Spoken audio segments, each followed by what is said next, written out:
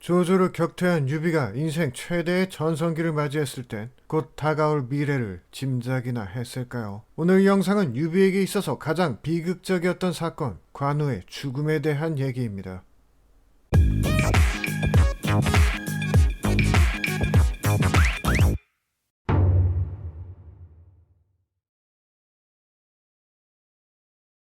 유비가 한중에서 조조를 격파한 일은 여러모로 시사하는 바가 크다고 할 수 있습니다. 적벽에서의 패배에도 불구 조조는 마초와 장로를 연달아 정벌한 후 위왕에 올라 여전히 하늘을 찌르는 위세를 자랑했죠. 그런데 돌연 하후연이 죽은 데 이어 조조마저 패하자 분위기는 순식간에 싸해졌는데, 조조가 친정을 했음에도 영토를 잃고 돌아왔다는 건 한 번도 겪어본 적 없는 일이었거든요. 또 유비가 한나라를 세운 고조 유방처럼 한중왕에 올라 자신의 정통성을 천하에 알린 건 역시 한나라 안에 다른 나라를 세운 조조에게는 그야말로 뼈 때리는 한 방이 아닐 수 없었습니다. 즉 조조를 공격하기에는 이때만큼 절묘한 시기가 없었던 거예요. 때문에 형주공방전에서 관우가 군사행동을 왜 시작했는지는 전혀 중요하지가 않습니다. 그게 관우의 독단일 수도, 유비가 시켜서일 수도, 조조의 지시로 조인이 먼저 관우를 공격하려 한 정황 때문일 수도 있지만, 명백히 북진의 골든타임이었고 실제로 관우는 모두가 깜짝 놀랄 성과를 거두게 됩니다. 우선 지리적으로 볼 때 양양과 번성은 지근거리에서 강을 낀 구조로 인해 서로 언제든지 구원이 가능한 트윈타워형 요새였습니다. 알기 쉬운 예로 훗날 몽골군마저 이 두 성을 점령하는데 6년이나 걸릴 정도였어요. 말 다 했죠. 그런데 관우는 육군과 수군을 동시에 운용, 두 성을 한꺼번에 포위해버려요. 헐? 네, 이것은 정황상 관우가 조조군을 야전에서 최소 한 번 이상 깨부쉈음을 의미합니다. 아무런 격돌이 없었다고 하면 조인이 이렇게 빈구같이 당하고만 있는 상황이 너무 어색하거든요. 명색이 위군 으뜸이라는 조인이 존버나 하면서 구원군으로 온 우금한테 화이팅이나 외치는 게 다였으니 이게 다 초기 대응의 실패에서 비롯됐다고 봐야겠죠. 그나마 조조가 보낸 7군은 엄선된 최정예였기 때문에 최고의 미들맨 우금과 전 마초군 출신 맹장 방덕에게 희망을 걸어볼 수 있었습니다. 실제로 방덕은 발군의 퍼포먼스로 촉군에서도 백마장군이라 불릴 만큼 유명해졌는데, 정사에 따르면 활로 관우의 이마를 맞추는 기염을 토하기도 했습니다. 하마터면 관우는 방덕한테 사살당할 뻔한 거예요. 방탄 헬멧 덕인지 이마에 패기를 두른 덕인지 모르겠지만 관우는 죽지도 않은 채 초인 같은 힘으로 여전히 전장에 임하고 있었습니다. 그리고 바로 이때 장마가 들이닥쳐요. 장마가 10일이나 계속되면 어떤 일이 벌어지는지 우리도 잘 알고 있잖아요. 번성하는 15m 이상 잠길 정도로 완전히 침수됐으며 성밖이라고 다를 게 없어서 대략 10만으로 추정되는 우금의 7군 역시 모조리 수몰당했죠. 놀라운 건 관우였습니다. 똑같이 자연재해를 당했지만 관우는 강의 범람까지 완벽히 대비해 큰 배를 타고선 신나게 사람 낚시를 즐겼어요. 물 위에 둥둥 떠있는 위나라 병사들이 할 수 있는 거라곤 팔에 맞아 죽거나 물 먹고 죽는 것이었고, 3만 명이 넘는 병사들이 결국 관우에게 항복. 그렇게 조조가 투입한 7군은 거짓말처럼 관우에게 삼켜져 버렸습니다. 그나마 조조에게 위로가 되었던 것은 같이 항복해 포로가 된 우금과 달리 방덕이 백병전을 벌이다 물에 빠져 잡힌 후에도 큰 소리로 관우를 꾸짖으며 당당한 최후를 맞은 것 정도였습니다.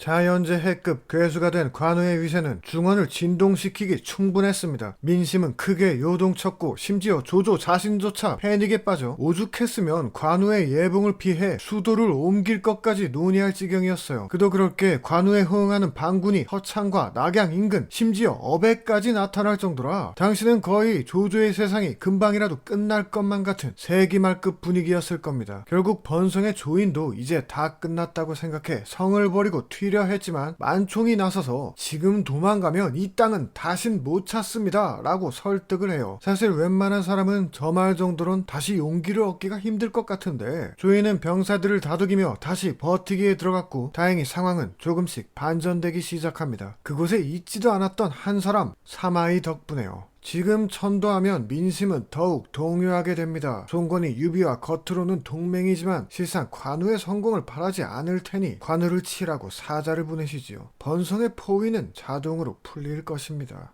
버뜩 정신을 차린 조조는 손권에게 사자를 보냅니다. 정사에 따르면 손권이 군사를 움직인 건 바로 즉시였습니다. 검토를 수천 번도 더 끝낸 듯한 여몽의 통수 대작전이 진작 준비돼 있었거든요. 일단 여몽이 병으로 누워버립니다. 맞아요. 유구한 역사를 자랑하는 중국의 침대 전술이었죠. 익양대치의 경험을 통해 여몽을 잔뜩 경계하고 있던 관우에게 그 후임자가 누구인진 초미의 관심사였고 뜻밖의 한 번도 들어본 적 없는 사람에게서 다음과 같은 편지를 받습니다. 존경하는 관우님께 전 님께서 우금을 처발랐다는 소식에 박수를 다 쳤어요. 저 같은 초짜가 엄한 자리에 앉게 됐으니 제발 관공께서 좀 도와주십시오. 네, 관우를 완전히 방심시킨 이 편지를 보낸 사람이 제가 삼국지 최고의 지장 1위로 꼽았던 육손이었어요. 특유의 자부심 탓에 아첨에 아주 약했던 관우는 흡족한 미소를 지으며 만일을 대비해 강릉에 남겼던 2만 군사를 대거 땡겨오게 됩니다. 사실 상령의 유봉과 맹달이 관우의 요청대로 원군만 보냈어도 이럴 필요까진 없었을 텐데 이 둘은 서로 군악대까지 뺏으면서 싸우는 병신짓을 하느라 바빴고 훗날 유비는 이 일로 깊은 원한을 가져 양자했던 유봉에게 자결을 명할 정도였죠. 아무튼 이 상황에서도 두 성을 상대로 멱살 잡고 전황을 끌고 가던 관우의 앞에 한 남자가 등장합니다. 관우가 조조군에 있을 때 장류와 함께 거의 유일하게 친하게 지냈던 서황은 전장에서 마주치자 인사를 나눈 것도 잠시 국가적 행위임을 상기시키며 가차없이 관우를 공격합니다. 관우는 십중의 해자와 녹각으로 서황을 조였지만 놀랍게도 서황은 이를 모두 뚫어버렸고 기만전으로 허를 찔린 관우는 서황에게 첫 패배를 당하고 말아요. 이에 성 안에 있던 조인도 관우가 자리를 비운 틈을 타 뛰쳐나가 반년 가까이 지속된 번성의 포위를 마침내 풀어버리게 됐죠. 후에 조조가 이런 승리는 듣도 보도 못했다느니 네가 손무보다 낫다느니 하며 침 튀어가면서 서황을 칭찬한 걸 보면 이 한 번의 승전보를 조조가 얼마나 고대했었는지 짐작해야 합니다. 하지만 방심할 순 없는 게 관우는 여전히 양양성의 포위를 유지하고 있었고 오히려 면수 이남에 집중할 수 있게 돼 잘하면 양양을 점령하는 선에서 이번 북진을 성공적인 결과로 마칠 수 있었습니다. 쥐새끼만 없었다면 말이에요. 오랜 시뮬레이션의 성과인지 여몽은 관우의 본진을 수월하게도 접수했습니다. 관우가 설치해놓은 봉화는 상인으로 변장시킨 병사들로 순식간에 무력화시켰고 미방은 강릉을 들고 넙죽 항복해왔으며 혼란에 빠진 성안은 덕을 베풀어 민심을 추스렸죠. 네, 관우는 더 이상 홀로 중원을 진동시킨 괴수가 아니라 갈 곳 잃은 외로운 들개였습니다. 정사 동소전의 표현대로 관우는 산산이 무너지기 시작했는데 퇴각하는 관우를 보고 조인이 그동안 당한 서름을 풀기 위해 뒤를 치려던 찰나 이번엔 조엄이 나서 그를 말립니다. 지금 관우를 공격하면 손권이 오히려 우리를 경계해 관우와 다시 손을 잡을지도 모릅니다. 야, 제가 이래서 삼국지를 좋아해요. 이쪽 저쪽 옮겨 타는 솜씨가 박쥐보다 더한 손권의 천성을 이렇게 시원하게 꿰뚫어 보다뇨. 실제로 하후동과 장료까지 소환해 내려오던 조조 역시 벼랑간 전군의 추격 금지를 명했고 위군이 일제히 수도판 걸 확인하고서야 손권은 관우를 잡기로 결심합니다. 익주로 통하는 길이 여몽에 의해 죄다 봉쇄된 관우는 할 수 없이 맥성에서 농성에 들어가지만 길이 막혀 원군이 올 조짐이 보이지 않자 한 달이 지났을 무렵 군대는 완전히 와해되어 있었죠. 만인지덕이라 불리며 천하 사람들을 전율시켰던 관우는 이제 살기 위한 마지막 몸부림을 감행합니다.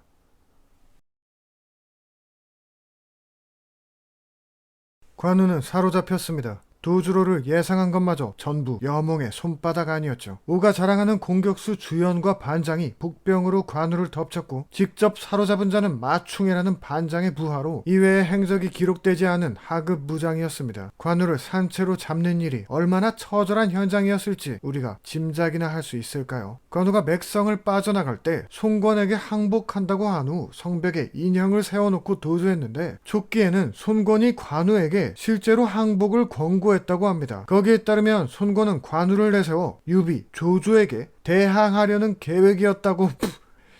잠시만, 침 나왔어. 관우가 누구를 위해 싸운다고? 뭐? 누구한테 대항해? 유비? 주석을 단 배송진은 이 구역의 전문가답게 다음과 같은 코멘트를 달았습니다. 이따위 터무니없는 내용이 다 있다니 말문이 막힌다. 재미있는 건 우리가 읽는 소설 삼국지 연의가 번성공방전의 전개를 거의 정사 그대로 옮겨놓으면서 이 부분까지 그대로 옮겼다는 점이에요. 아마도 독자들이 하고 싶은 말을 관우에게 대신 외쳐주게 하고 싶어서 그래서 넣은 게 아닐까요? 그렇게 관우는 끝내 형주 임자현에서 참수당하며 생을 마감합니다.